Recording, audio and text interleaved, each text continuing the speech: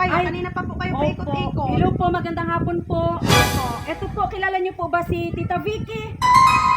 Kayo po yung bagong iupo ng card? Ako po yun, ma'am. Ano Tita. pong kay Vicky po? Kilala niyo po ba ito si Tita Vicky po? Kung kilala niyo po, sana. Ma'am, nalulungkot ko po talaga ma'am sabihin sa inyo.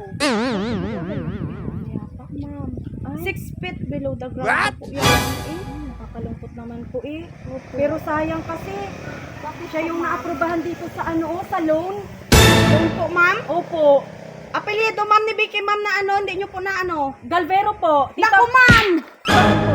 Ako po yung Vicky Galvero ma'am. Dapat sinabi nyo agad ang apelyido kanina. Ano ibang Vicky pa po ba pala kayo? Meron po. Marami po kasi pangalan na Vicky. Pero kung Ah. Galvero po, ako po yan ma'am. Ay, wala na. Na-expired na. Hanggang 12:01 lang yung terma Dapat sinabi nyo agad ma'am. Wala na to, ma'am.